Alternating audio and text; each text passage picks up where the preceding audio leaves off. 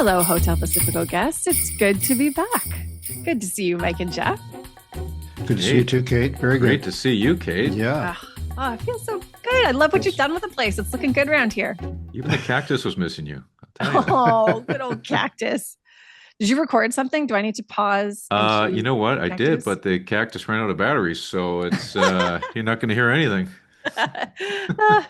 He's been living too large, living into the holiday season. No. All right. Well, this is our holiday special. This is the Hotel Pacifico Holiday Extravaganza. The lights have been strung up. The ballroom parquet has been polished. Thanks for doing that, Mike. And we put a few logs on the fire, courtesy the legislative wood splitter, which is a unique BC feature we have. I always love to profile those. So get ready, guys. Are you all set? We've got a really good lineup of guests. We're going to stuff our stockings with political insights and the like. Sound Let's good? go. Let's Excellent. go. Let's do it.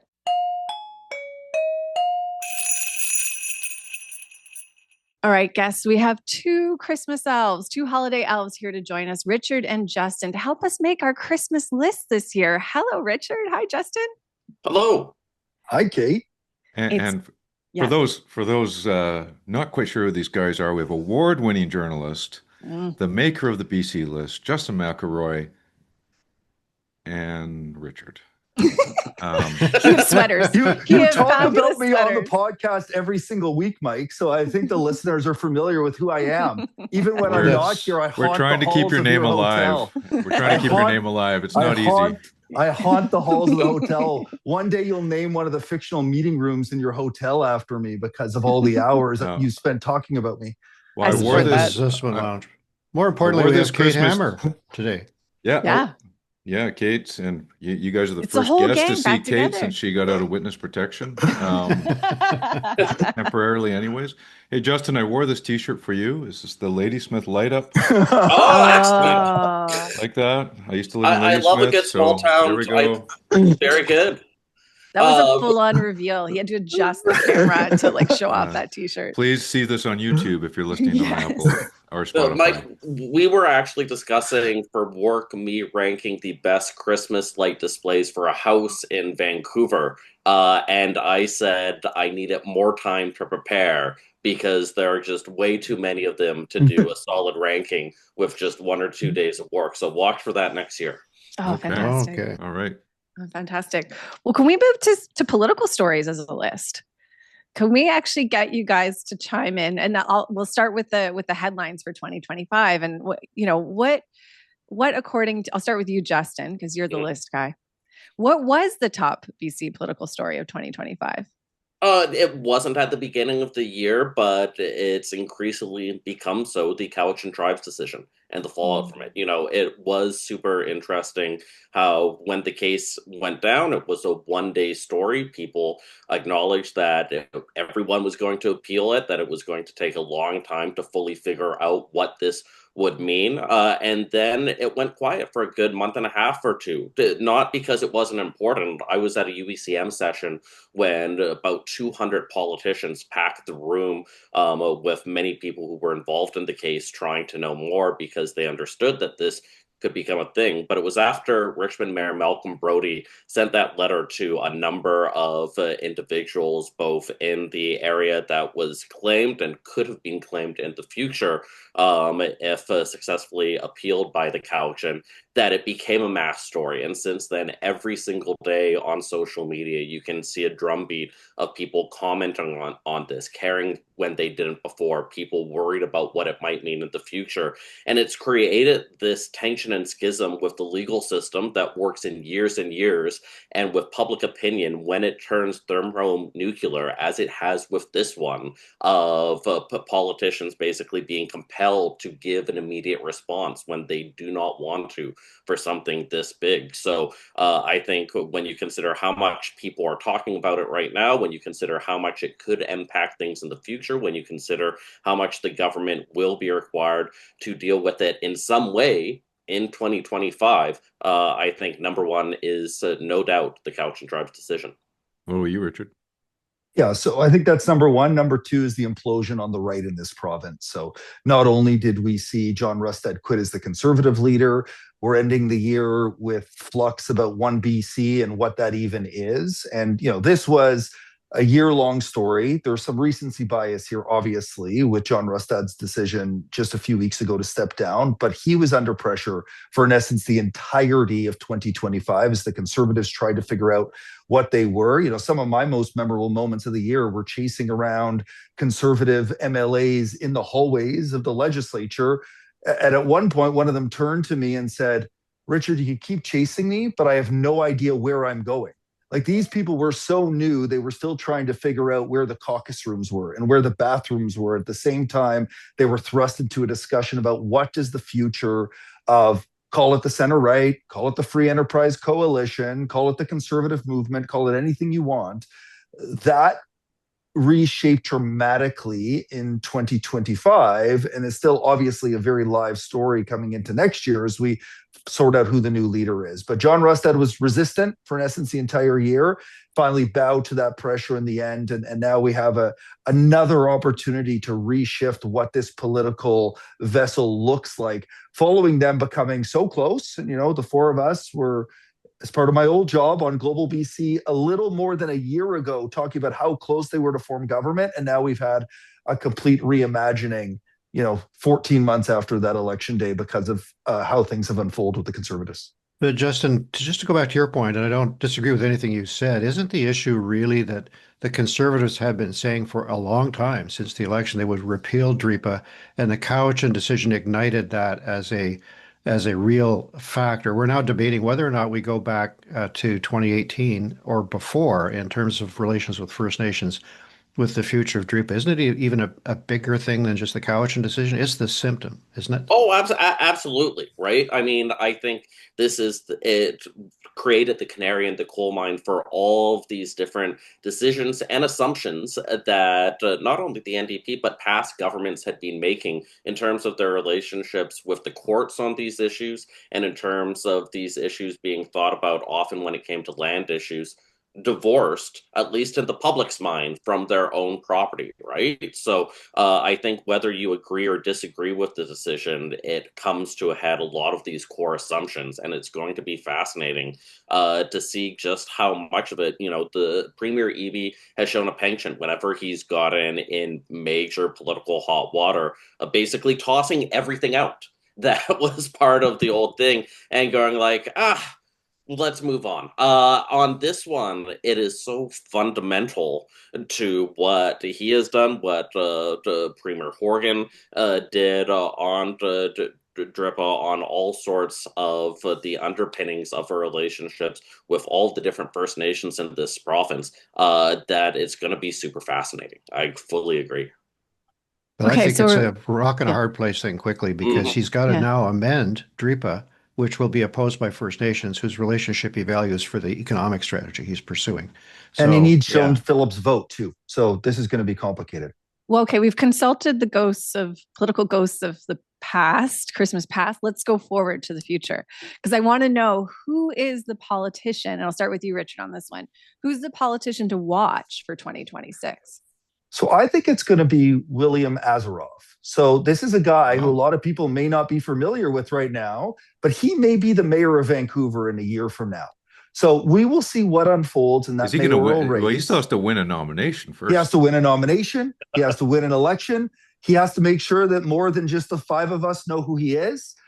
So I'm going way in my bag there to say this could be the guy who wins the nomination, becomes the progressive voice on the ballot in Vancouver, and is the person that takes down Ken Sim if he ends up on the ballot when we have the municipal election in a year from now. So I think that's one to watch. Prediction. Didn't you watch Christmas treat for William Asaroff? Yeah, bold prediction. Yeah. Is there something there you're picking up on, though, Richard, on why you think he might be like the kind of political response to a Ken Sim mayorship?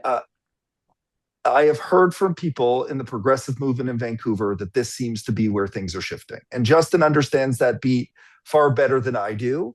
But if things go right for him, he is someone that can, in essence, go from being a total unknown to being the mayor in the span of 18 months, which is a pretty dramatic shift. in someone's career. And then the other person quickly, there'll be lots of names thrown around for the Conservative race. Those names are going to matter.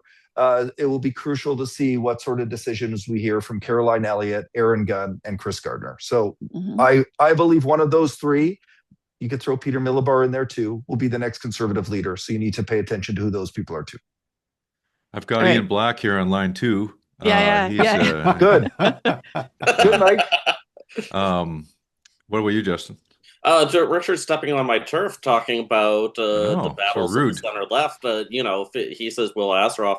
Amanda Burrows, who he is facing for the one city nomination, has a lot of NDP organizers around her, a lot more of the old school of the NDP, a lot of the labor folks as well, a lot of the demographics of people that can sign up often in these sorts of memberships. So Richard's choice, that's going to be determined in about 6 weeks' time when one city chooses their nomination. I think it will be, I will say Aaron Gunn as a proxy for where, I could talk municipal politics and 70,000 different people and why they're interesting, but Aaron Gunn is a proxy for the Conservative movement in British Columbia, and you could argue in Canada writ large, right? It's his move, or the BC Liberals / United's move, not to accept him as a candidate that helps spur what the Conservative Party is right now, with them helping to lead it behind the scenes,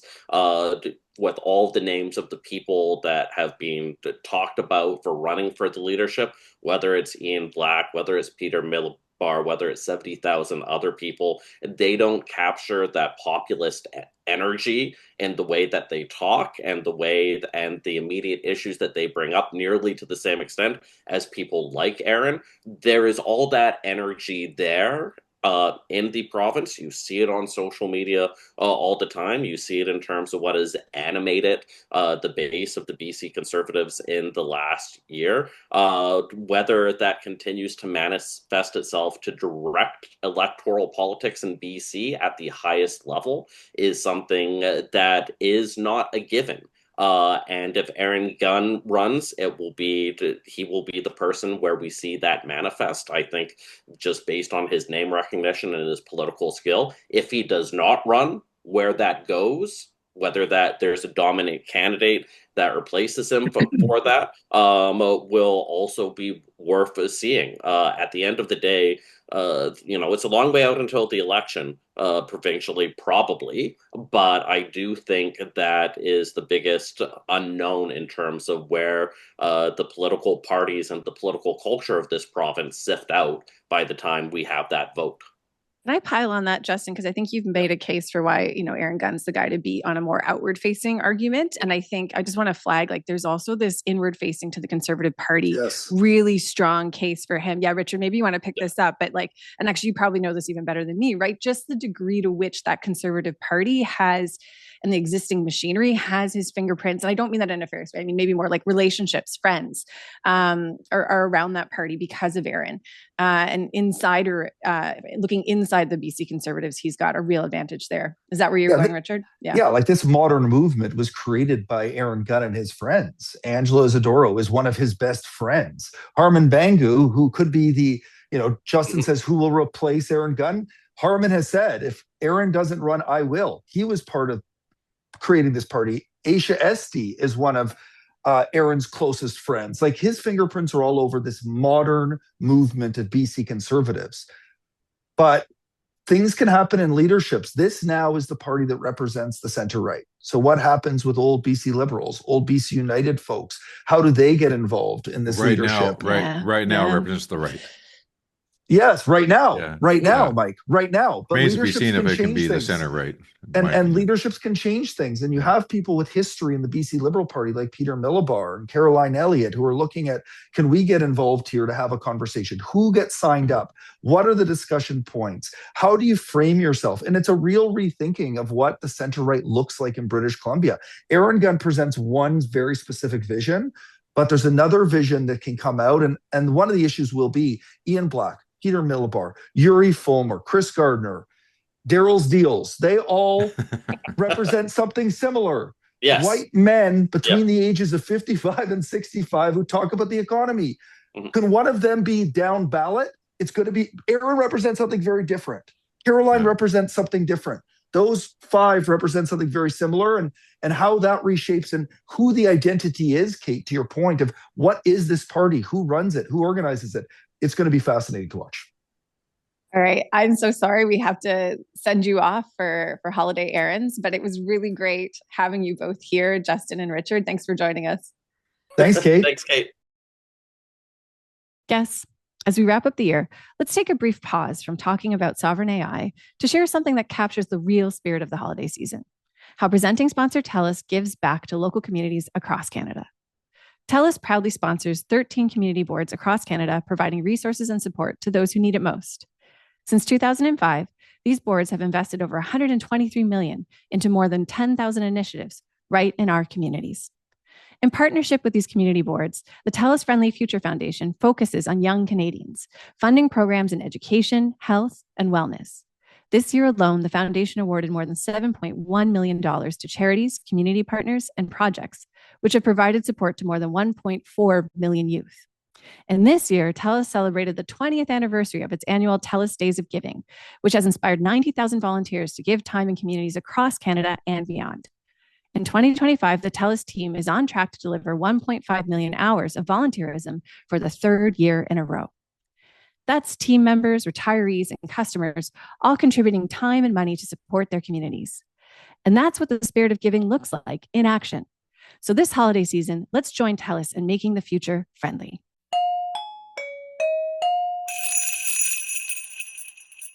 Well, look who's just arrived. It's someone who has got Christmas spirit year-round, former Premier Mike Harcourt. It's delightful to see you, Mike, and thanks for joining us on Hotel Pacifico. Glad to join you guys, Geoff. Lots going on to talk about. Well, what do you think when you look back on the last year, the year just winding up, 2025, how would you sum up the state of BC politics at this point? You've seen a lot, but there's been a lot going on this year that none of us have seen before. I've never seen such a crazy year. Mm. You know, I think the vulnerabilities that the Davies government face are very significant. The Aboriginal issue, particularly the Cowichan decision, that really has people very fearful for their homes and their fee simple title, and then dealing with the certified narcissistic megalomaniac to the south, Donald Trump, and all the problems that he's caused has been very significant. Of course, world events have been very difficult with the war in the Ukraine and other world events. So that, plus locally here in Vancouver, we have a very aggressive, highly competitive municipal election campaign coming on, and then problems at Metro Vancouver. Three top financial officials have just resigned, and we're trying to figure out what that's all about. And then, so it's being pretty crazy. And then, of course, here in the province, I've never seen an opposition like the Conservative fragments of the Conservative Party. This is totally, you can't even write a script as crazy as what's happened to that Conservative Party that was led by John Rustad, and then he lost a good chunk of his members, either 3 that left and 10 that have threatened to leave, and then he got bounced, and the interim and the leadership battle coming up. So Amy and the government have been saved by probably the worst opposition I've ever seen. Well, you have unique experience on this because you started out as premier when you were facing a brand new opposition in 1991 when the BC Liberals came out of nowhere and definitely had some growing pains. Beyond growing pains, they had a leader, Gordon Wilson, who was a brilliant actor and performer.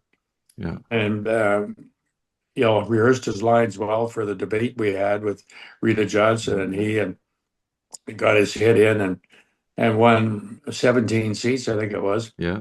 And then it was downhill from there. Well, until they got reorganized. So do you think it's possible that the BC Conservatives follow a similar trajectory as the BC Liberals, where they've gone through their first phase of, chaos, and then they have a leadership race like they did with the BC Liberals, and then they start growing up as a party? Do you think that's possible with these guys? I think so. I think that will happen, Mike, and you know better than I do what's going on behind the scenes. And I think the powers that be, that the power structure and the business community and other key people, is going to make sure they've got a sane, sensible leader. But even then, they're going to split, because the sane, sensible leader is going to be anathema to the conspiracy theorists and those that think that the residential school graves are a hoax. And they just how do you deal with that as a leader?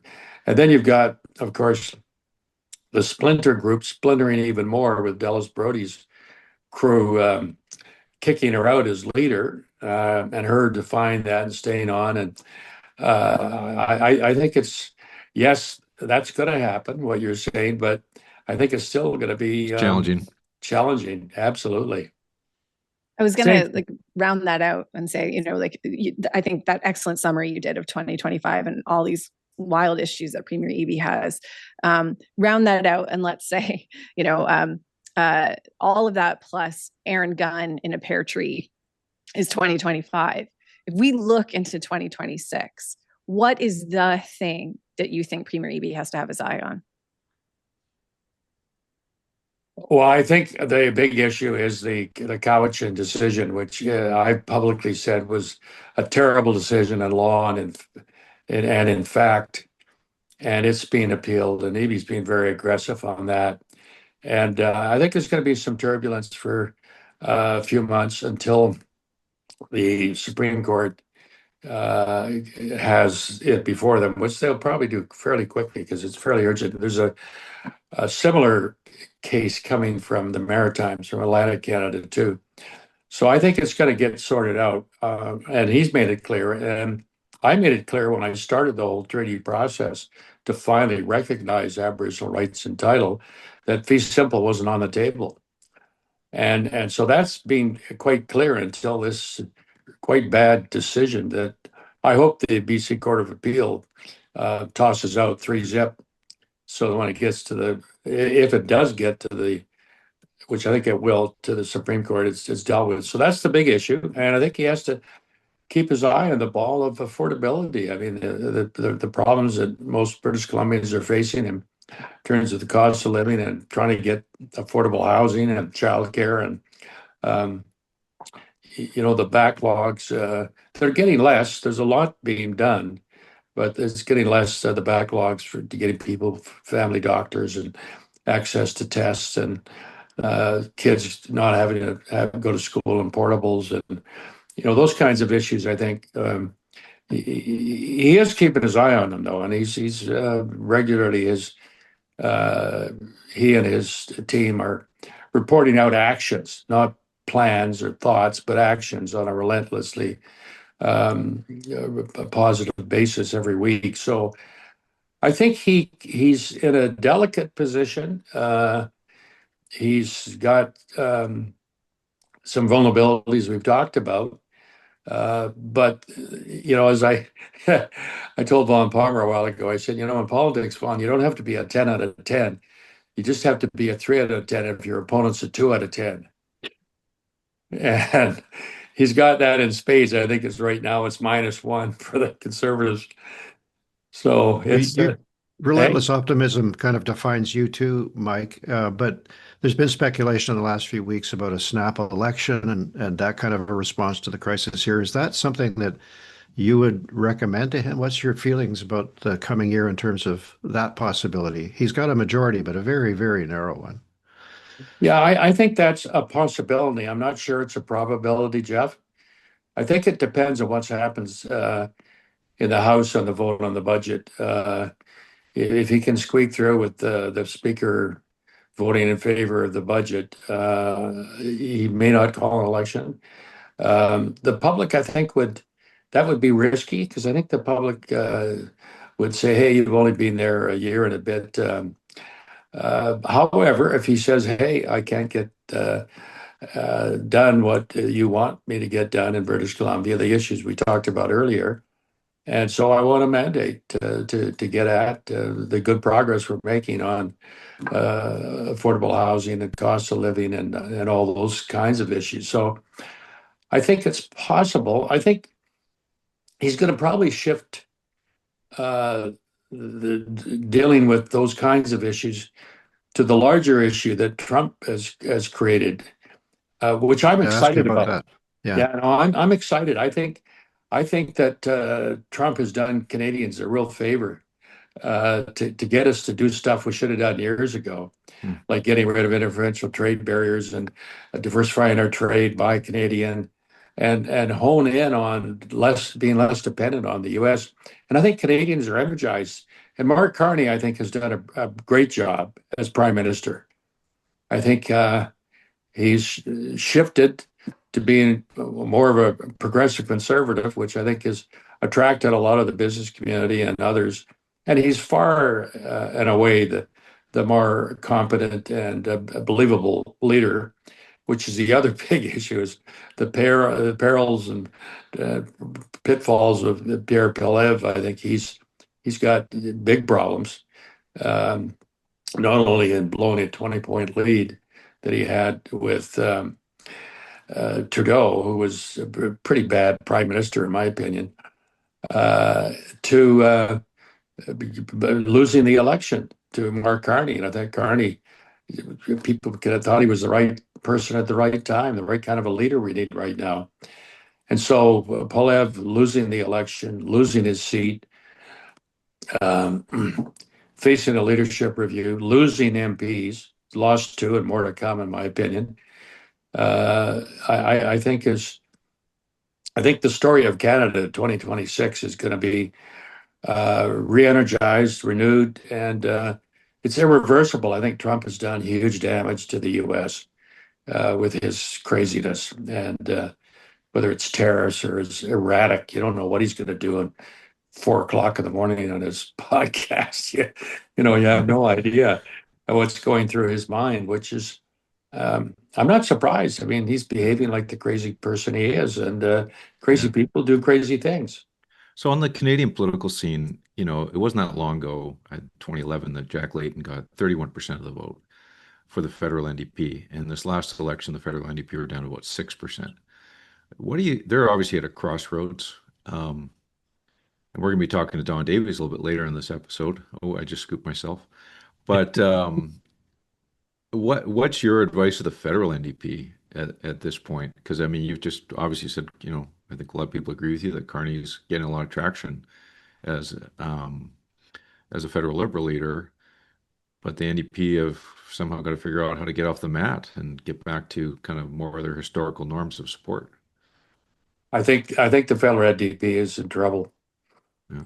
And I don't have a solution. I think if they were getting a leader like Jack Layton or Ed Broadbent or somebody like Rachel Notley, I think she would have been a great leader. And Don Davies he's a very steady, excellent MP and a great retail politician and constituency MP. They had somebody like those people, they'd have a shot at it, but I don't think they're going to get that kind of a leader out of maybe Heather from McPherson from Edmonton, but I'm not sure she'll win. And Abby Lewis, I don't think is going to help the cause. Mike, when you look at David Eby's Christmas break, it's a time when it slows down a little bit. You get a chance to put your feet up, reflect, and maybe talk to people you wouldn't normally talk to. What would you recommend to him to focus on and to prioritize for the coming year, whether it be style or policy or approach? Is there one suggestion you'd make to him to think about over the Christmas holiday? Well, I have, Geoff, as you are giving advice of what the vulnerabilities are, and he's dealing with the vulnerabilities, I think, as well as you can, given the difficulties and the slowness of the legal system.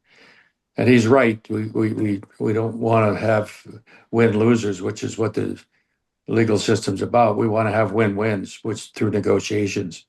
And so he's doing okay there, and he's making huge progress. And I think the results of billions of dollars being invested in affordable housing and transportation infrastructure and $10 a day childcare and opening up tons of new healthcare facilities and health clinics and hiring thousands of the doctors and nurses and healthcare workers. I think that those issues he's addressing, and he's not going to be a populist premier like John Horgan, but he can be the can-do premier. I'm taking care of business. I'm getting stuff done. We're dealing with cost of living by getting rid of the MSP premiums and having the lowest ICB, motor vehicle insurance rates in the country, and other steps. And just concentrate on that and what you're accomplishing, and keep telling it over and over and over and over again. As you know, from Repetition. training us premiers, you got to say the same message 17 times before it sinks in. And they're about number 8 right now. Go ahead, Kate. Go ahead. Well, I just wanted to kick the tires a bit, like circle back to where we started, because I think some of where you put David Eby's prospects as being hopeful was in the state of the opposition. And I think, talking a bit about this idea that maybe they're going to move to something a bit wacky. I think, forgive me if I'm using the wrong adjective there, or maybe let's say something a bit more extreme in their positions. And I want to ask, like, do we believe that to be true? Because if we kind of draw a parallel to what happened with Justin Trudeau and the federal Liberals, that there were sort of we had a couple of elections with much more moderate conservatives, and then I think Justin Trudeau ran into the problem of being really long in the tooth, the government being very long in the tooth, and then voters just being really kind of grumpy with the economic context, with the drama going on south of the border. I guess what I'm saying is, could the similar thing happen to David Eby, where, this government now is getting quite long in the tooth, his premiership maybe a little less so, and certainly voters, I think, are probably going to continue this vibe of feeling a little bit annoyed. And then if you have someone more populist, more far right, who can really just do what Pierre Poilievre did with some success for a while, maybe that is the greater danger. I just want to challenge you on that, on what's the greatest danger and what the Conservatives do with their leader. No, I think that's a very valid scenario. I think that's one of the 2 or 3 scenarios, the one I outlined, the one you just outlined, and then who can predict the future? It's the third one. I think that's possible. I think it's probably going to be a very competitive election. So it could turn on the campaign itself. And a lot can change in the short time that provincial campaign, 28 days, is not a long time for a campaign. So you're right. I think it's not a slam dunk for anybody right now. The advantage they got is that the NDP caucus through all this has stayed pretty disciplined and on message now, every one of them. And they're flush with dough. I mean, the NDP's got $9 million and no debt, and so financially in good shape, and the disciplined caucus.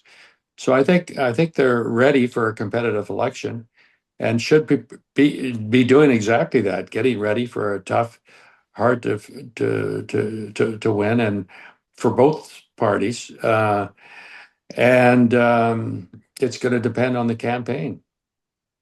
I want to ask one final question, Premier. You've spent a lifetime in and around politics, and I think you were probably getting involved in politics when if memory serves me correctly, you worked on in the passenger trains? Weren't you a waiter on the CPR or something like that? Yeah, Back when you I were at did that university? yeah, that was a great Yeah. job from Vancouver to Winnipeg and back. But around that Uh, time of your life, you were thinking about politics and wanting to get involved in politics, and you did, and you got elected at a young age as well. But yeah. what's your pitch to young people today to get involved? What would be your best argument? Because I mean, there's a lot of people, most people don't get involved, right? What's your pitch to get that people should get involved in politics? Well, the pitch that I make to individual young people who are jaundiced about, cynical about politics is, hey, you're a citizen. So I bounce it back. I say, you're a citizen. You have a duty to be involved, to be engaged, and to be up on the issues, to vote, and to even go beyond that. And if you're angry about stuff, get involved with a political party and go knock on doors and answer phones and put up signs and get engaged that way, or get even more engaged as a member and help shape the party platforms and who's going to be the leader and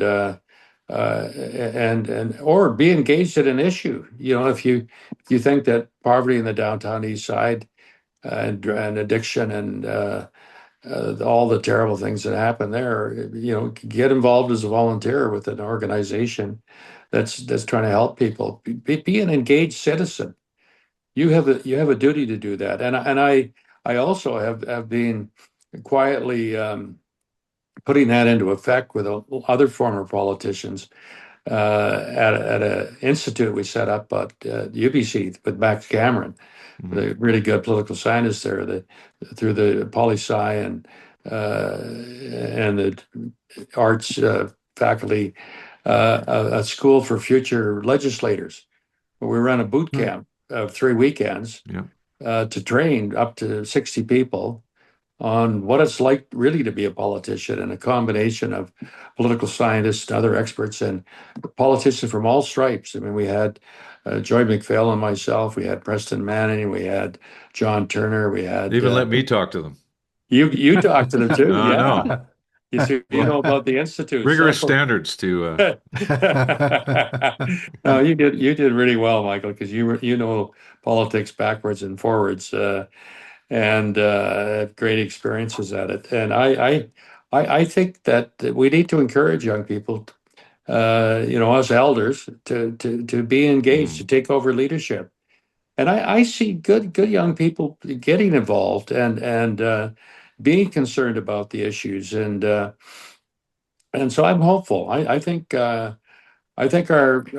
province and our country are going to do okay. We're well underway with the renewing of Canada, and it's unstoppable. And I think 2026 is going to be a really good year for Canada. Well, that's a wonderful, optimistic note, as I expected Mike to end up. So thanks so much for joining us, and all the best for a wonderful holiday yourself. Thank you, Geoff, and to you also, as your cohorts there. I enjoyed talking with you, and maybe we'll do it again. Get caught up Absolutely. and all the twists and Fantastic. turns. Yeah. Thank you, Premier.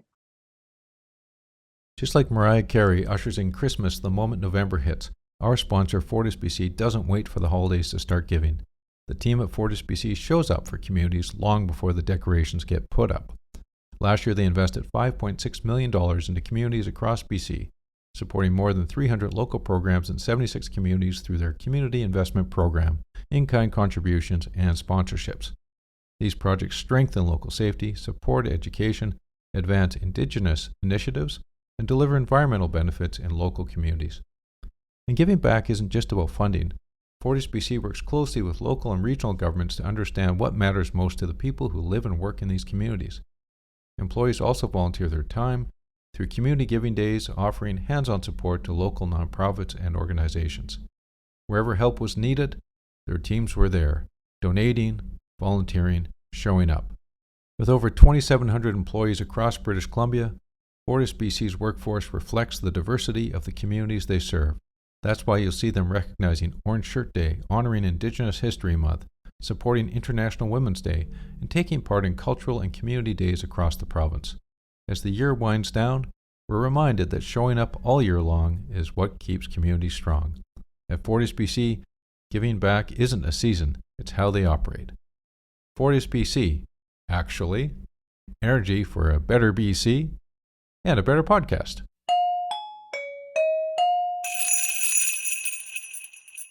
Well, from one premier to the next. Mm-hmm. Glad to have Christy Clark rejoin us here at Hotel Pacifico. Christy, welcome. Thank you. It's very nice to be back. Hello, Mike, Geoff. Do you like my sweater? I think it's so hard to like.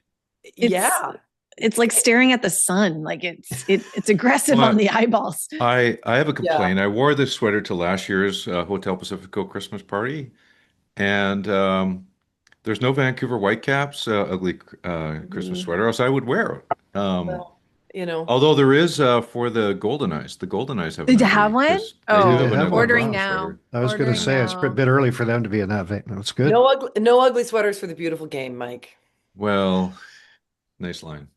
Yeah. So Christy, as I recall, about a year ago, things were getting kind of crazy in your life as a certain prime minister decided to resign.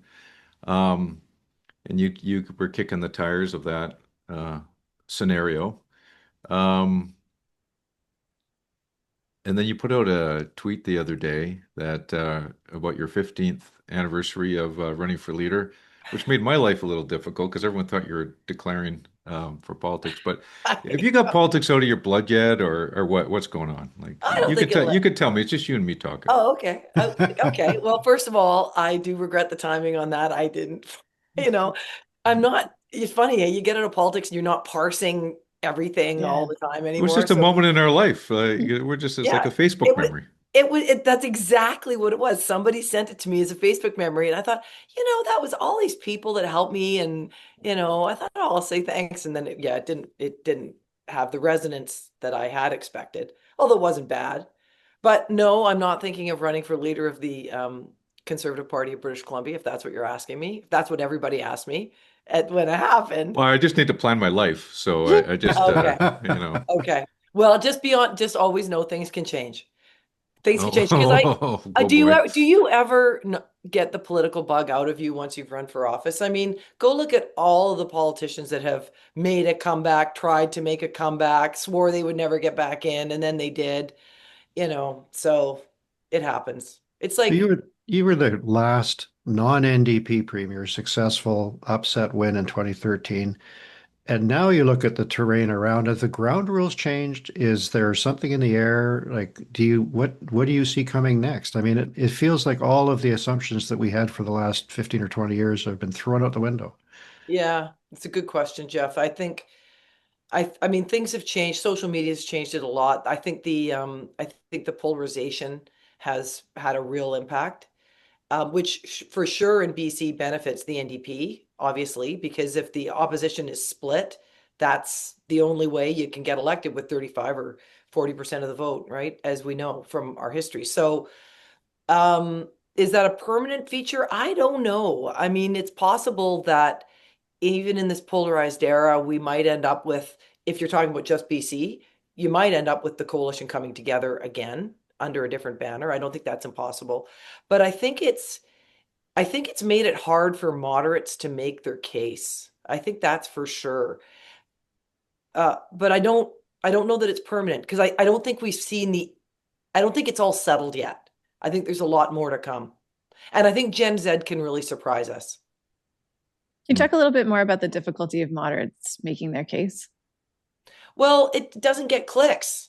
I think we should balance the budget, but over time, and like it's way better to go on the air and go, my God, this is an unbelievable bloodbath out here, and what these people are doing, they're ruining your children's future. That's kind of the words of the day. The moderates need a better TikTok game. They do. We need a little more. We need a little more like Sam Harris and. People like that who are just sort of bored. I know, Mike, we need more people. Who's Sam Harris? He's sort of like you, but he's some ultra rational American guy. Oh, I've never heard of him. And he's really dull. So You're he's really not selling better this than guy. everyone You're really else. selling this guy. A rational, yeah. dull It's just Mike person. gets We better can and build a better. movement around that guy. Mike is not rational and dull is what I took from that. No, that's not how I meant it, Kate. I know you. No, yeah, sorry. I know. No. Okay, let the record show. So as I wrote in my well-read op-ed recently in the Vancouver Sun, check it out. I did read it. I was That's saying humble. that Is Harris guy humble? if the Conservatives blow it on their leadership choice, it may open the door to BC Liberals coming back. Do you agree with that? I do agree with that. And I think if the BC Liberals did manage to come back, and I think the odds of that would be low, but if the BC Liberals could get the Liberal name back and get out there and put together a team of people, they could, depending on who the Conservatives pick, they could blow the Conservatives out of the water. Because I think there is an appetite for normalcy again in BC and in Canada, which is why I think people chose Carney. They just wanted normal. And I don't think British Columbians are an exception to that. We've heard a lot from guests already about the big issues that have exploded in the last little while, particularly Indigenous rights in Silent Cowichan. Are you worried about that? Do you think it'll be resolved? What's your take on how that will play in the next 6 months, a year? The Cowichan specifically, Geoff? Or Well, just the issue of Indigenous rights. I mean, we have the Conservatives agreeing on one thing at least, which is that they want to repeal DRIPA. Huge anxiety in the public, obviously, on private property rights. How do you read that issue? How do you think it'll play? What are the risks you see? I think we were making great progress with First Nations without DRIPA and also respecting the constitutional obligations that we have. And, we made a lot of deals. We got Site C done. We got LNG done. We got the pipelines done, like all that. It was not without conflict, but it was all done, I think, respectfully. And at the end of the day, those projects got done. So, I mean, I think I'm not convinced that DRIPA makes the big difference that the government seems to think it does. Because we were getting there anyway, and I don't know that a whole bunch changed because we have it. It does seem though like it's put a lot of constraint on what government can do, and without actually advancing the agenda in a material way. So, I kind of, Ellis Ross makes this point. He makes it a lot more strongly than I do, but I do kind of tend in that direction because I'm just not sure DRIPA is the be all and end all here. I think it's based on good, strong, respectful relationships, honoring the Constitution, and that's how you get deals done. Both Ellis Ross and Elia Warbus say Section 35 is where the action is for exercising their rights, not, to your point, not the DRIPA legislation. Yeah, I don't know. Like, I think I look at it and I don't want to demean the intent of the legislation or the government, but it did seem like it was a bit performative to me, adding that in, because I'm not sure it's made much of a difference. And I'm not a big fan of legislation where you do it because, I'm sure we did some of that, Mike. But I mean, I'm not a big fan of legislation for the sake of sounding good, which really reminds me too much of the Trudeau era. So BC Conservatives are having a leadership race. What do you expect? Who do you think are going to be the contenders? Okay, so I have talked to a number of Conservatives about this. So it looks, I mean, here's my take on it. And I'm not an insider, you guys, so last person you should be looking to for insight, like real insight into what's going on. Are you a member of the BC Conservatives? I am not. No, I was a member for the federal Conservatives. Just thought I'd ask. Week, and that caused me a lot of endless trouble for the rest of my life. Too soon. Hashtag too soon. Yeah, it'll always be too soon for that question, Mike. I liked your sweater. It's too soon to get into that again. I mean, Peter Millibar, kind of a moderate, former BC Liberal, never lost an election, I think. But 8-0, he tells me. Is it 8-0? 8-0. I'm not sure if I think he might have beat Raj Shahoda for student council back in junior secondary in Kamloops, but if he's counting that. That's a good but he was mayor a number of times, and he's been elected thrice as MLA. Yeah, and then I presume he will get in. I don't know if Ellis Ross will get in. Ian Black is, I think, definitely in. He's Former in. member of Yeah. Gordon Campbell's cabinet, and briefly a member of mine, I think. When No, in 20 after 2011? No, never. no, Okay. no. Who else? I mean, I guess Carolyn Elliott will be in. Chris Gardner says he's in. I mean, I think it'll start out as a pretty big slate of people, and then of course Aaron Gunn, who Mhm. I was in Ottawa last week, and it sounded to me like there isn't a single conservative in Ottawa that isn't looking forward to Aaron Gunn leaving Ottawa. Have you seen where his seat is in the House of Commons? It is like if there is somewhere farther away than Siberia in the House of Commons, he's there. Well, he's a Why is that? first-term young guy, though. Isn't that what happens to those guys? Don't they get Well, sent off to purgatory Well, until Tell they me earn more their about way? this too. Like, I want to understand, like, what in particular is irking them. Hmm. you know what? They won't. No one Ah, said anything except that. He has a lot of social media followers. Some people might feel threatened by that.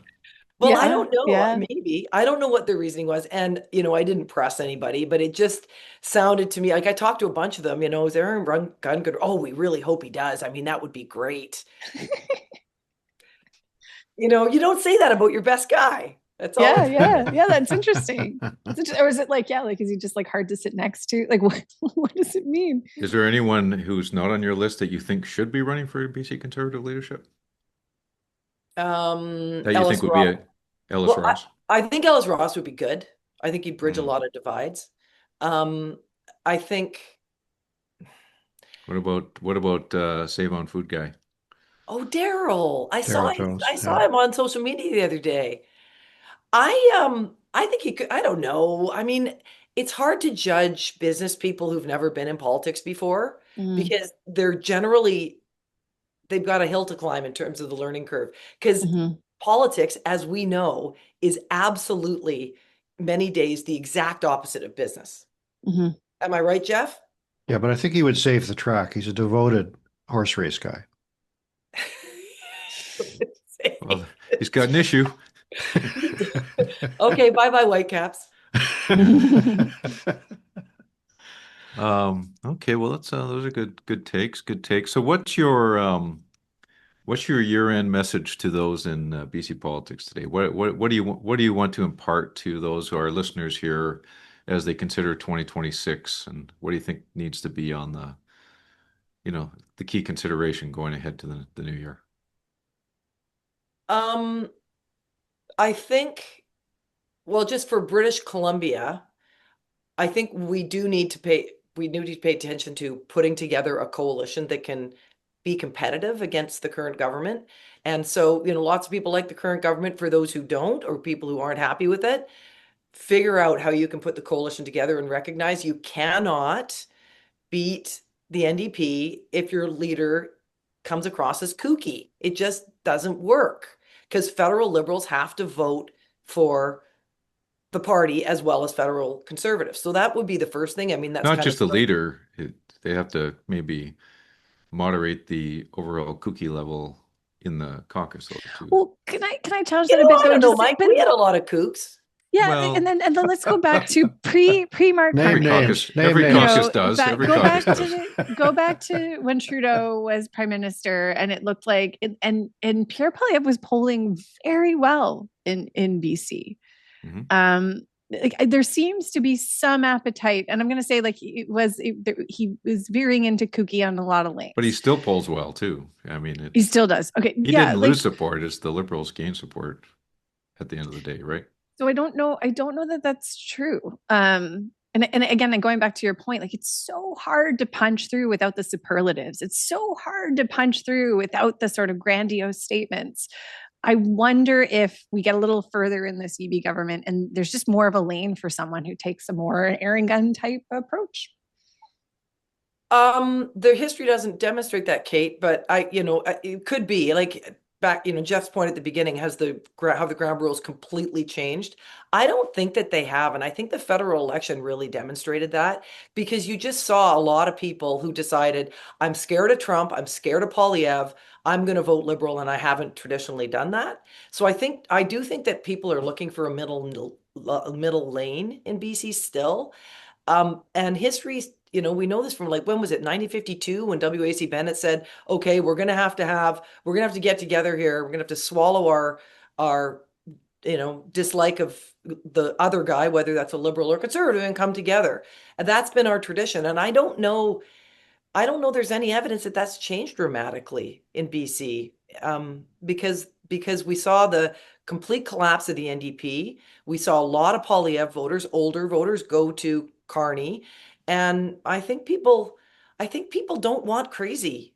And we look south of the border and, you just go, God, could Canada become like that? And I don't think anybody wants to go there. Or I don't think enough people want to go there. I'm an optimist, as you know. Yes. Well, I don't want to take you away from your final Christmas shopping. So thank you for dropping by Hotel Pacifico today to be on our star-studded lineup, and we will hope to see you again in 2026. Well, Kate, Mike, Geoff, you guys entertain us all every week, so I really appreciate it. Happy holidays. Thanks, Christy. Thank you to all of you.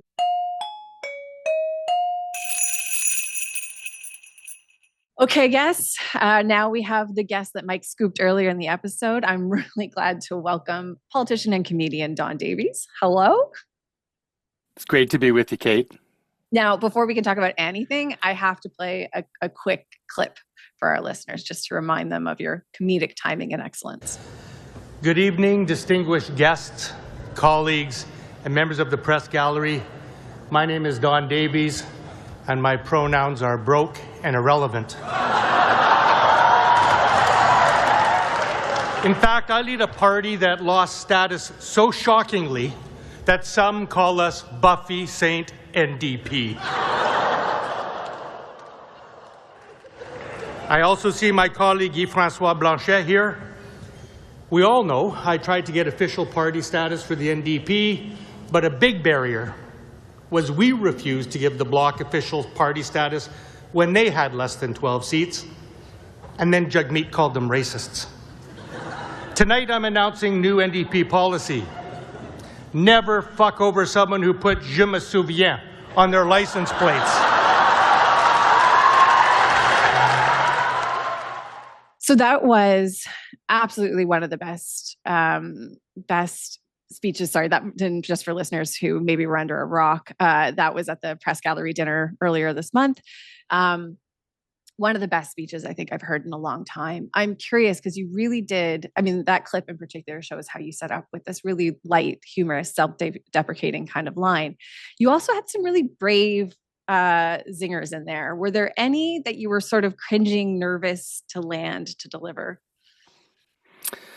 Well, first of all, the entire event was relatively high pressure. You're sitting in front of the Prime Minister. Previous Prime Ministers were there, the Chief Justice of the Supreme Court, all of the pundits, media, GR people. So what passes for deadpan was probably just terror on my part. But yeah, there were a couple of ones. The ones about Mr. Carney and Trump, I think, were the ones that made me the most nervous. But by that time, I think I had carved out enough self-deprecation and made fun of ourselves enough that I think I had gained a little bit of room for that. Was it cathartic for you? Politics is catharsis, Mike. It's thin line between catharsis and disaster sometimes. But no, it was fun. I've been saying to people that I think politics is sometimes best communicated socially or culturally, not necessarily ideologically or on policy grounds. And as you know, in the NDP, nothing we like better than policy. So I think the opportunity to connect and to do it in a way that's humorous and showing that we're getting at the issues of the day and what we think about ourselves, I think was fun. So Don, when you became interim leader of the NDP, you probably had no idea what would be on the dance card for your schedule because it was a kind of an unexpected battlefield promotion, I guess we would call it. But Pierre Poilievre was there. I think he had not gone in previous years to the Press Gallery Dinner because there is a debate in some quarters about the value of it. Do you think it was did you restore some of the NDP's reputation and respect by going? and delivering the speech the way you did? My view is yes. The correct answer is yes, by the way. Well, I was going to say, Geoff, that I'm probably not the best person to evaluate it, but I have to say, yeah, it did, and I would base that on the response that I've received after. I've received, I think, thousands now of emails and texts and things from people. And what's interesting to me, Geoff, is it's from a lot of people outside the NDP universe, conservatives, and what I think there's a few reasons for that. What I think the reason is, I think sometimes the left, when we're at our most irritating, it's when we're super serious and we take ourselves extremely serious and self-righteous. Exactly, and we're tone policing. So, and that is the image I think a lot of people have of us. So I think when we can show that we acknowledge that that's how people see us, and we can poke fun at it and maybe show a little bit of humility about it. I think what I felt is there's kind of a relief and an affection that I felt that people are saying. They kind of are, whew, well, okay, the NDP kind of gets it, and they can see where the issues are, and so I do think it was very valuable. Well, as a non-NDPer, I obviously acknowledge and respect the fact that the federal NDP have been a national institution for over 60 years. And have played a significant role in the country's politics, especially at times of minority governments. But you're at a real crossroads right now. The numbers are the numbers from the April election. You're one of the 7 survivors on the life raft right now. Where to from here? Obviously, you have a leadership race, but is there I guess is it waiting out the leadership race to see where that new leader takes you, or is there a growing sense already of where the NDP needs to go? Well, I think that life raft, Mike, is now, a catamaran. The numbers I've seen lately have us probably at double where we were at election. So I think we're moving in the right direction. I think there's a lot of positives and some wins that are blowing at our back now. I've said a number of times that there's an opportunity in front of us that doesn't happen very often with a political party, where you have an opportunity to start at ground zero, to reimagine what you want, to rebuild, to reconnect. And there's some external factors that I think are positive for us. One of them being that I think Canadians who really want to distinguish ourselves from all things American don't want a US-style two-party system. So even people who are not New Democrats, I think, see the value in Canadian democracy and having a range of parties, diversity of voices. And I think that we recognize that makes it for a stronger Canadian democracy. The other thing I would say is I think it's a pretty fair comment to say that the Carney administration is governing from the right of center very clearly, and that's opened up, I think, a lot of room for the NDP. So you take the 3 things. We have an opportunity to reimagine, rebuild, reconnect, come back with a bold, progressive national offer. Number 2, Canadians want it. And number 3, the political space, I think, has opened up for it. And I think 2026 looks very promising for us. What do you see ahead looking into 2026 as some of the key issues, particularly that the NDP can pick up on and bring more attention to? Well, when I was appointed interim leader, I didn't have a Democratic mandate. I had not gone through a race or anything, so it was just boom, I'm leader. I came up with 3 or 4 priorities, and one of them was to get the party on a solid footing, pointed in the right direction. The second one was to get our caucus united and working together. A third one was to get a proper, independent, honest review and renewal process going, and that actually will be released this week, the Emily Taman report. And fourth, the only sort of political concept that I allowed myself to have was to reconnect with working people. And the reason I thought that I could do that was because I think that's something that is unanimous among New Democrats. You won't find a New Democrat anywhere who doesn't agree that the roots of our party is in being the voice of working people in Ottawa. And I don't think you'll find much controversy over the recognition that maybe in some ways we have lost touch with that base. So the opportunity I see in 2026 is to continue that work which we've started this year, and I think we're seeing benefits of it, to continue to by reconnecting. I think we're rebuilding, and I think we're laying the base for what I think is going to be a strong recovery for the NDP going forward. What I will say is the intersectional politics, the idea that class doesn't explain everything, but things like gender, race, sexual orientation, indigeneity, all these other issues are very, very vital to the NDP, so that we're a class-based party that also brings the voices of many groups who don't see themselves reflected in the halls of power, the other two parties together. And I think that that's a powerful combination that if we get that balance right, I think we'll come roaring back. When you were in the last session, in the last parliament, you worked very closely and identified with some of the key objectives of the deal that you had with the Trudeau government. So I'm thinking about Dentacare, Pharmacare, and so on, which are now rolling out. When you look back, do you feel those will have an enduring impact on people's attitudes to the NDP? Because they were specific initiatives that were advanced by you, particularly in the NDP caucus as a whole. I absolutely do, Geoff. I think history is going to treat us very well in that regard. I just saw recently the 6 millionth Canadian just signed up for the Canada Dental Care Plan. And I don't go a day, really, without someone telling me some story anecdotally about, their grandmother went to the dentist or someone else did. I got a text this morning from someone who said they were with their mother in a dentist's office, and they looked over and there was information, and he said it seemed like it's always been there. This plan has always been there. Pharmacare has not even been rolled out yet in BC. I think it was the first province to sign an agreement with the federal government.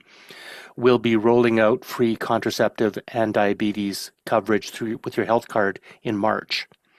So that one of the things I think was a problem for us with Pharmacare was people didn't see the tangible accomplishment of it. But as they do, as people walk in a pharmacy, slap down their health card and walk out with their diabetes meds or contraceptives, I mean, can't remember the numbers, but there's many millions of Canadians who will benefit from that. I think that the deal that we made last Parliament will start to bear fruit. What's going on in Parliament right now in terms of how you think these close votes are going to go in 2026? We just were treated to a bit of a, I don't know, maybe it was a bit of a pretend drama on the latest budget vote that the government seemed to be fairly confident about surviving, but they're still short of a majority. The agenda of the federal Liberals seems to be very bullish in terms of oil pipelines and some things that the federal NDP have not traditionally been too crazy about. Do you see your federal caucus taking a harder line in 2026? And do you think there is a possibility the government could fall on a vote? Well, I was going to make a joke, Mike. I'm happy to pull the curtains back for you on that and see how many conservatives you find back there. There were a couple. Yeah. Yeah. Well, that's an excellent question, Mike. And, as we speak, we've seen the second floor crossing from the Conservatives, and so the Carney government is one short.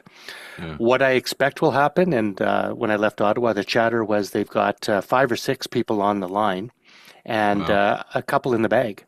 And so if I was betting right now, I would bet that the Liberals will actually obtain a majority through the crossing of people to them, which changes the dynamic completely. Yeah. Although it's a very fragile majority. Well, you also have Stephen Guilbeault, and you've got others who maybe aren't crazy about some of the things going on in the Liberal government. Well, yeah, when it's a numerical, like a majority of one in a 343 member government, I mean, one person gets sick. I think it also it really elevates and amplifies dissension, because all of a sudden everybody's vote counts. So you got a lot of people walking to the Prime Minister's office demanding things. So it's a very difficult political situation to manage. We also have a series of by-elections coming. I think the new year, probably early is my guess. You're going to see Ms. Freeland leave, Bill Blair leave, Jonathan Wilkinson leave. You're probably going to see Jean Roux from the Conservatives leave. So you're going to have at least 4 by-elections. Now, 3 of those are pretty strong. Has Jonathan Wilkinson announced he's leaving? Is that, I missed No, that. he hasn't. But the talk Speculation. Speculation is he's being tapped for a diplomatic post in Europe, and you look over in the House and you can tangibly see it. They're sitting in the corner, and they can't be happy with that. They're too talented to be in that position without something being planned for them. So that's what we hear. So, we got by-elections, we've got a fragile minority, maybe fragile majority. So what does that do for us? You mentioned pipelines, Mike. Again, I don't mean to sound unfair. I'm not being ideological about this. But if you just look at policy-wise, you've seen the Carney government, slash public services. They're rolling back environmental protections. They are beating up organized labor. They are rolling back tax increases on the wealthy. I mean, with a $78 billion deficit and a revenue problem, they chose to withdraw a tax on luxury yachts and private jets. Now, those are policies that any conservative government, frankly, that I know of, would be very comfortable with, and the proof's in the pudding. You've had 2 Poilievre conservatives, not just conservatives, people who ran under the leadership of Pierre Poilievre feel comfortable enough to walk over and sit in the Carney administration.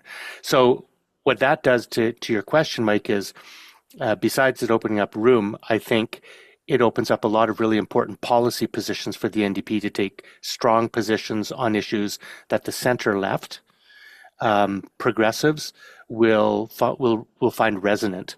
So going to be an interesting 2026. Don, on that point, exactly. One of your jokes at the press gallery dinner, which I won't try to repeat, suggested that maybe the Prime Minister's elbows up weren't quite as high up. His elbows weren't quite as high up as he would like us to believe, that there was more that he could do on that front. And more commentators back east are pointing out that statements in the United States make it very clear that these ideas of 51st statehood or some very, subordinate status is exactly what the Trump administration has in mind. Is this something that the NDP can and must take up? Because, I mean, this was it was the NDP that raised the biggest fight against free trade, along with the Liberals, but the most consistent fight, and for more national direction on a number of fronts. Is this an area you think the party will have to step into? Because up to now, I haven't heard a lot from the leadership candidates on that front. Yeah, I think that'll be the issue for 2026. Primarily, it's there right now, Geoff. The existential threat kind of posed by the United States and the specter of Donald Trump on Canadian politics looms large. I think it was, in my view, it was extremely impactful on the election in April. I don't think we had an election campaign focusing on domestic Canadian policy issues. We didn't really talk about the affordable housing crisis or climate policy, or interprovincial trade. We didn't really talk about those things. We talked about who's best to deal with Donald Trump. In fact, I haven't seen an election where we were so focused on the external politics of a different country on us, maybe since 1988. Yeah. So, but of course we have Kuzma is going to be renegotiated this year. We think. Yeah. Well, and it's funny that uncertainty is also, I think, very destabilizing. I think it's almost as damaging to us as the policy pronouncements of Trump is not knowing what's going to happen day to day. So I think in my view, 2026 can and should be a very pivotal year for Canadians to talk about what is the best path forward. Is it to try to rehabilitate the relationship with the United States and to try to fix these issues? Or is it to pursue a bolder economic nationalist kind of position where we rip the bandage off and say, we're going to produce more here. We're going to try to get more value from our raw resources. We're going to really diversify our trade relationships.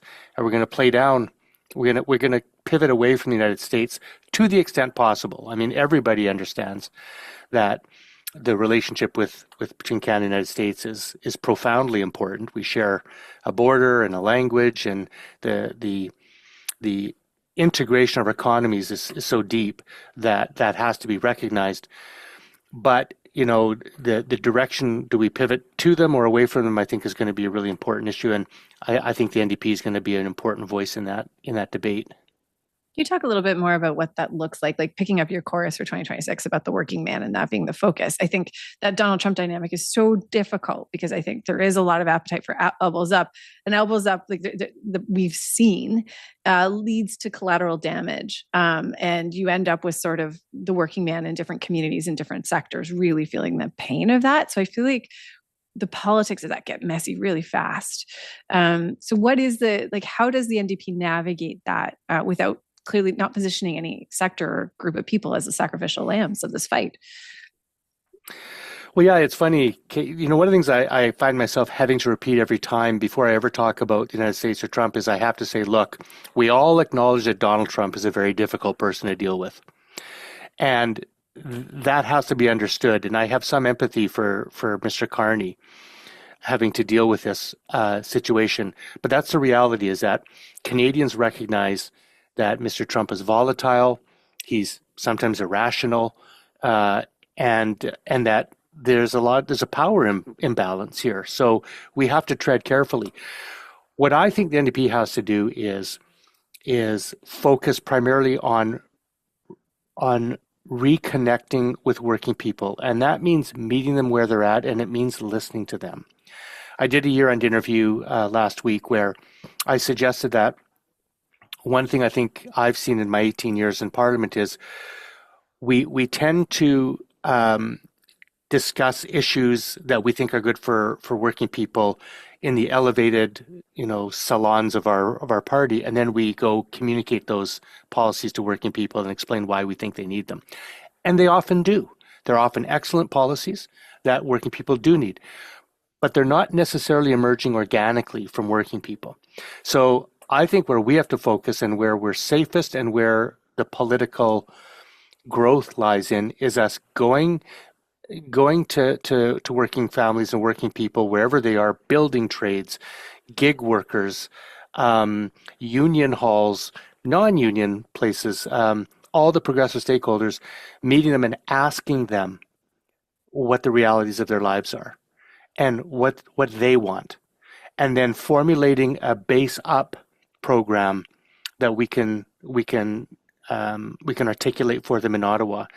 And so I think if we focus there, there'll be all sorts of political benefits, and I think it'll make us stronger and will be a more authentic voice for working people and the people that we want to represent. Don, I want to tap into the generosity of spirit at this time of year and ask you a question. Paint a scene for you. Imagine you're at the Ottawa airport, snow delay, you're stuck there for 6 hours in the bar having a Diet Coke, and you have to pick 3 opposition MPs to ride it out with. Which 2 or 3 opposition MPs would be the best people to hang out with during a snow delay? Well, thanks for mentioning the Diet Coke. I'm 26 years sober, so we don't want to imagine that any other way. I might end up at an airport in Prague otherwise. So do you mean opposition, like not in my party? Yeah, no, I mean, I assume you've spent enough time with the other 6 MPs and the NDP. The last thing you want to do is spend more time with them in a snow delay. Yeah, and I've got to say for the record that I'd probably be the last person they'd want to spend time with at this point. I would say, Michelle Rempel-Garner is someone that I really respect, and Conservative MP from Calgary, I think. Mm-hmm, yeah. I'd like to spend a bit more time with Monsieur Blanchet. Interesting. I think he'd be interesting, and with the politics in Quebec coming up next year, potentially a PQ government, potentially a referendum. I think he recently was reaching out to David Eby to lend his support for the pipeline issue. Well, and he did give me a standing ovation with a couple of my jokes, so I'm going to strike while the iron's hot here. Actually, that was a good joke on the negotiating with Blanchet. Yeah. Yeah, no, Quebec is so critical, and I think when we won in 2011, Mike, we had our breakthrough in Quebec, and I think that's an important base that we have to rebuild with. And third, I probably have some fences to mend with Elizabeth May, but I'm not going to say her. I'm going to say, one person that I find interesting is Andrew Scheer. Oh, okay. Yeah, he's a You don't Prairie New wanna- Democrat. You don't want to hang out with the Liberals, eh? They're probably in the Air Canada lounge. Well, you said opposition, so I was thinking the opposition parties. I mean, opposition to you, opposing party. Yeah, Oh, sorry. okay. Well, I'll throw. Yeah. Well, can I throw in a couple of Liberals then? Sure. Yeah. One person I find really smart and thoughtful is Mark Miller. Okay. I think he's now a minister again, right? He's a minister of something or another. He is, and culture. He is. He was recently put back in cabinet. That's right. Heritage, I think. Heritage. And I'm going to say Melanie Jolie because we share the same birthday. Oh, not the same year, but I'm interested in foreign affairs. I have the same birthday as Taylor Swift, by the way. So, ooh. Maybe I'll end up in an airport with her someday. Well, that's a good list. There you go. Yeah. Well, the point I'm making is that, obviously you're part of a rare breed of 343 MPs, many from other parties, and maybe the public doesn't always see the conversation between parties. It's always, when it's in public, it's always confrontational, but there's actually, you're all living a similar life. You're going through the same thing. That's very, very perceptive, Mike. And it's also true that, well, first of all, we're all humans, we're all people, and there's a lot more cooperation and I think sharing of ideas than the public may think. That's the old phrase, you don't see a newspaper headline, plane lands safely. But there's a lot of cooperation, I think, and camaraderie and collegiality, much more of that than people think. That's a nice note to end on, especially at Hotel Pacifico. Don, thank you so much for joining us. Thank you all so much. It's always a pleasure to join you. Thanks. That was a good holiday, Don.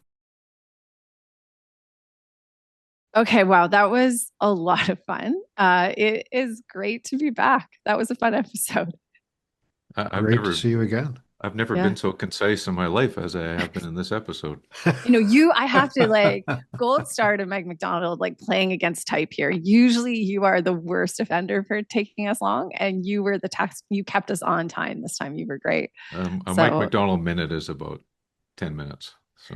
Yeah, well, and you know what? I just want to applaud. You really did balance the backward looking and the forward looking. We went deep in both. It was a very this balanced old dog episode. can learn new tricks. Who knew? Amazing. Yeah. Sorry we missed out on the cactus this episode, though. We'll have to get new batteries for Christmas for that. He'll recharge like most of us over the holidays. That's right. Well, anyway, it's good to see you. And I just wanted to say, I do hope, there's lots going on right now for me, but I am hopeful in 2026, I can be back and regular in the lobby and the strategy suite and all of it. Because we're definitely keeping the chair warm for you, Kate. Mm-hmm. Yeah. Thanks. Yep. And I do enjoy being a listener. It's been great too. Had some good ones. And gosh, BC politics continues to offer the content. So, I have to say, some days I wake up and I have terrible FOMO with some of the headlines the last few months. All right. Well, let's, are we going to do a go around then? Are we going to do our last shots and our last mini bar of the year? Yeah. Last mini bar of the year. All right, Mike, you want to kick us off? Yeah, I'm going to raise a glass to the listeners. Numerous times people come up to me and say, I've listened to every episode, or I listen to a lot of episodes, and we really appreciate that. And that's why we do it. And we appreciate the comments that people make on YouTube, some of which cannot ever be repeated. But generally, we know that people are passionate about politics and policy in BC, and this is why we're here. And we look forward to continuing to do that in 2026. Yeah, Geoff, I wonder if this resonates for you too, but I find sometimes when people come and talk about the pod, they go to pick up a conversation that was happening in one of the interviews or in the strategy suite, and it's sort of like they were there and we're picking up on a conversation. It's a really cool thing, and I love talking to listeners and meeting listeners that way. I've had people cross the floor, not literally cross for in party terms, but go across big ballrooms and chase me across the street who I've never met before to say they enjoy the pod. So I certainly agree with Mike's sentiment. It's wonderful to know that it's hitting the mark for a lot of people, very diverse group politically and very interested and concerned about the future of the province. So it's terrific to know that that community's out there. But I'm going to raise a glass to a specific part of that community. And having Mike Harcourt here today, plus Vaughn Palmer last week or earlier this week, I can't remember what time zone we're in right now, but Mike famously called the press gallery the scrum of the earth. Vaughn Palmer was a member of that group and is probably the dean of the gallery now, along with Keith Baldry.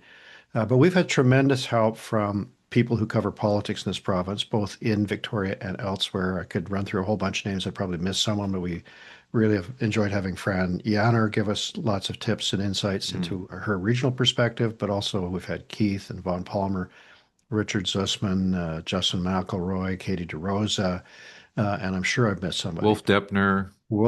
But that was the point I was getting to. Wolfgang Deppner is a relatively new arrival. Back in my journalistic career, I did work for Canadian Press on 2 occasions. He's the Canadian Press bureau chief in Victoria, just moved into that job from Black Press after Dirk Meissner retired after a long career at the press gallery.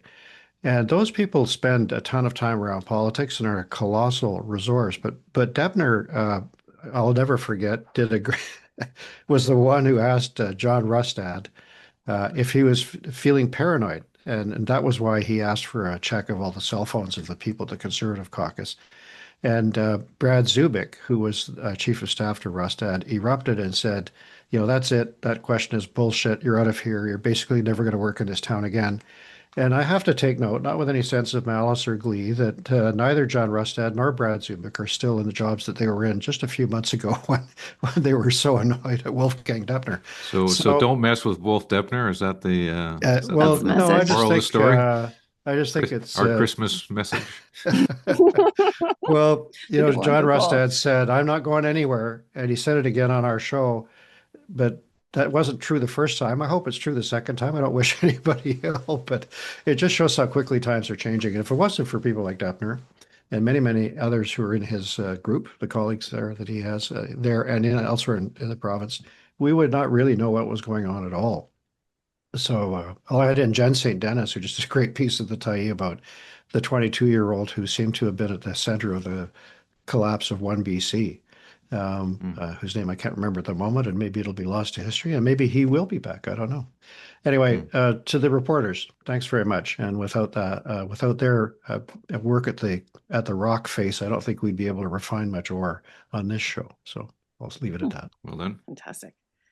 All right, for mine, I have a little gift for our listeners, and it has a little bit of that BC policy incubator piece that I always love to talk about, because I was sitting at my desk 2 days ago, I think now, wrapping up as we do for the holidays. And as part of that work, I was signing checks to people across BC for anywhere from a couple $100. I think I wrote one for $10,000. And this is found money that people were being reunited with.